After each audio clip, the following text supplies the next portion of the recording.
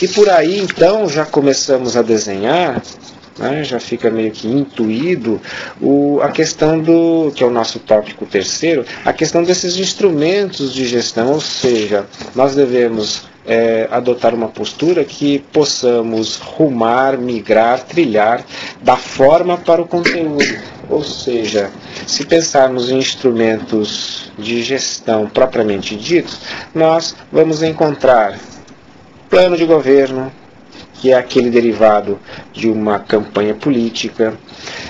Vamos encontrar os planos orçamentários que se condensam, se materializam nas leis orçamentárias, o plano plurianual, a lei de diretrizes orçamentárias, a lei orçamentária anual e outras regras mais jurídicas que dizem respeito à questão da orçamentação pública. Não há que se relegar também a segundo plano a problemática do plano diretor, porque é ele plano diretor, e aí o planejamento já seria físico, territorial, inclusive com reflexos em outros setores da sociedade, mas é ali no plano diretor também que nós temos problemas das mais variadas formas.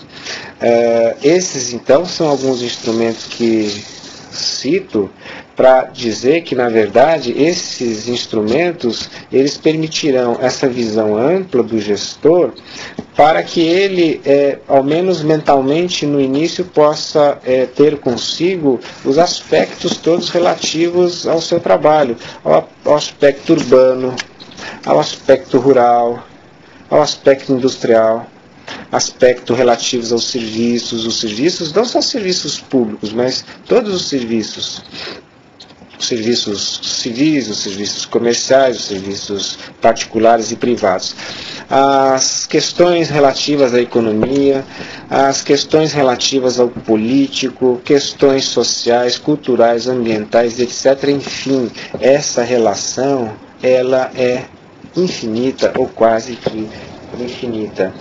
Se então nós tivéssemos oportunidade de pontuar qualquer um desses instrumentos e fôssemos aprofundar na análise desse instrumento específico, e o faremos a título de exemplo apenas na questão dos planos orçamentários, nós constatamos que, não obstante as modificações no cenário político, social e econômico havidas nos últimos anos, nós ainda guardamos muitas dificuldades. Em linhas gerais, nós sabemos que o plano político desenha uma visão estratégia de governo. Essa visão estratégia de governo, obviamente, está atrelada a um determinado mandato político, que pode ser de 4 anos, com possibilidade de uma reeleição. Esse plano de governo, a sua tendência é materializar-se, então, na questão orçamentária, no chamado plano plurianual, que é o plano de longa duração. Ali no plano de longa duração, esse governante eleito, ele estabeleceria as metas para a sua administração, as metas de longo prazo. Bem, a cada ano, conforme o dia vai sucedendo o outro dia, há que se fazer, então, a materialização desses ideais políticos que foram até mesmo objeto de fala em palanque. Para se materializar no dia a dia essa ideia, é necessário que executemos um orçamento, a lei orçamentária anual. Mas para que nós consigamos dar uma efetividade mais subsistente e consistente a essa mecânica, nós já contávamos com um instrumento jurídico, que é a Lei de Diretrizes Orçamentárias, que foi um instrumento trazido com novidades na Constituição de 88, e esse instrumento, a LDO, recebeu aí uma formatação diferente com a legislação fiscal, a lei que disciplinou as finanças públicas no Brasil.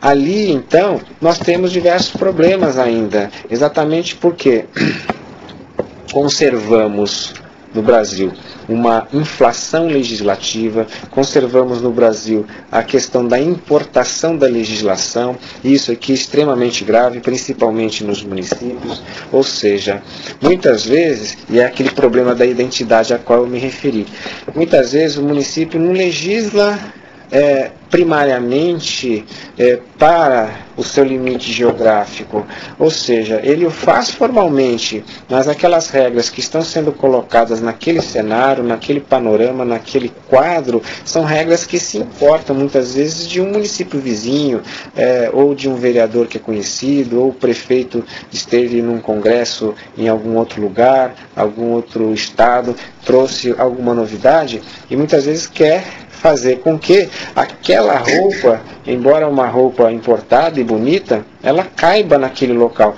mas o figurino não veste.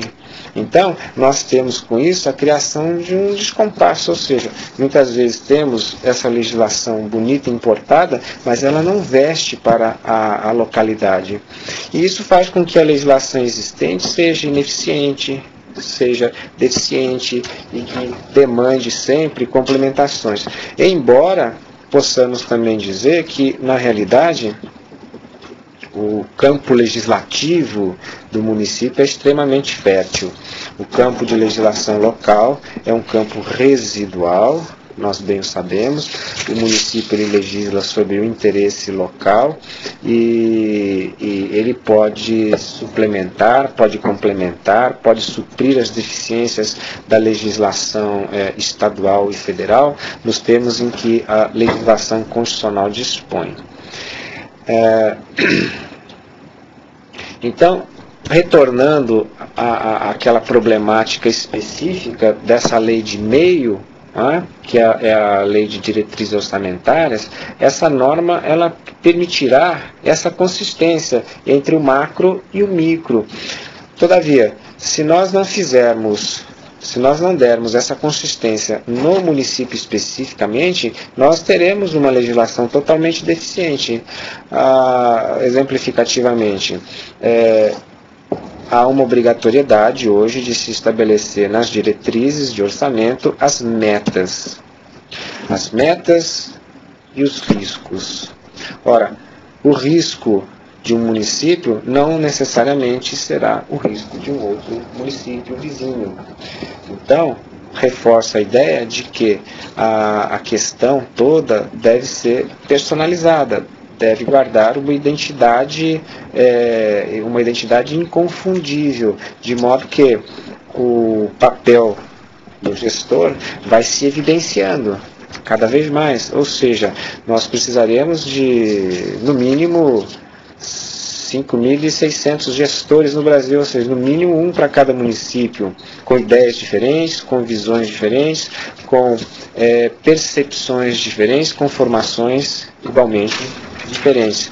É importante lembrar também que a efetivação de todos esses instrumentos de gestão são instrumentos, embora eu presuma que todos já saibam disso, né? É importante lembrar que essas atividades estão debaixo da lei, ou seja, a administração pública, ela exerce a sua função, ela se materializa através de comandos normativos. E mais ou menos,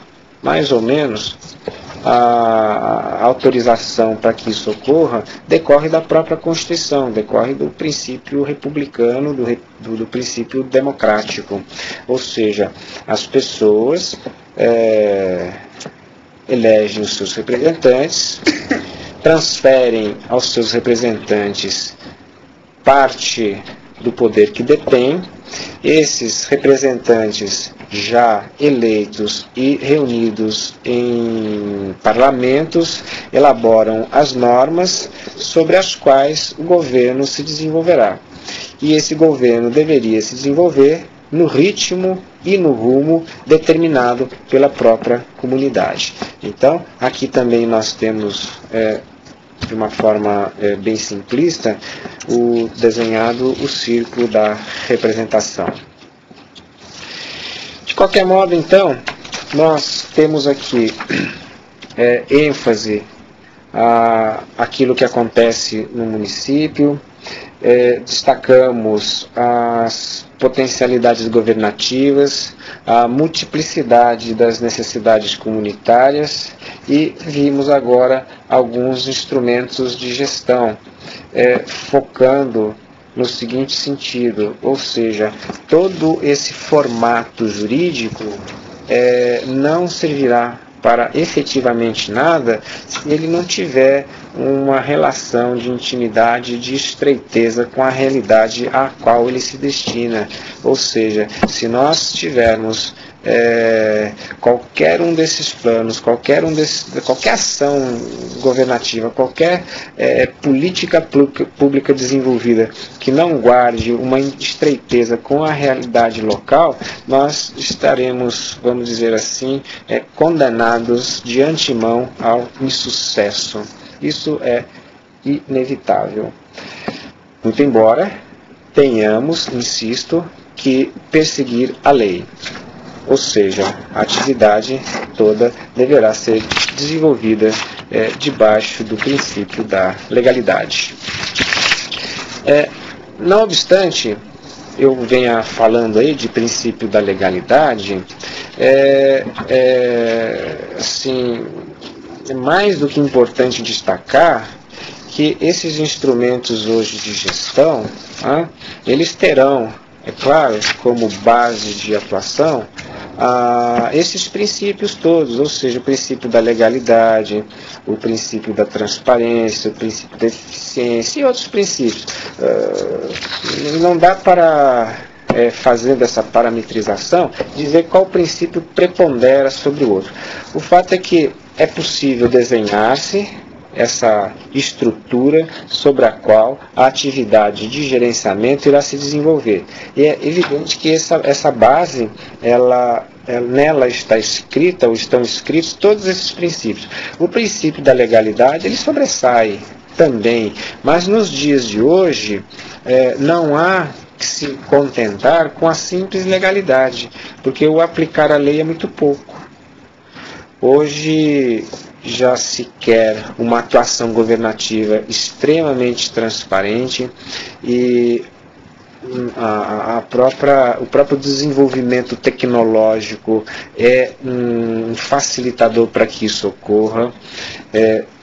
Haja visto, por exemplo, que todos esses planos que referi há pouco, os planos orçamentários, em decorrência de lei, devem estar disponibilizados em meio eletrônico, entendendo-se por meio eletrônico hoje a internet na rede de comunicação mundial. Claro que os 5.000 e quase 600 municípios não disponibilizam esses dados ainda na rede porque não tem a internet disponibilizada em seus ambientes de trabalho, mas a lei já traçou um programa nesse sentido,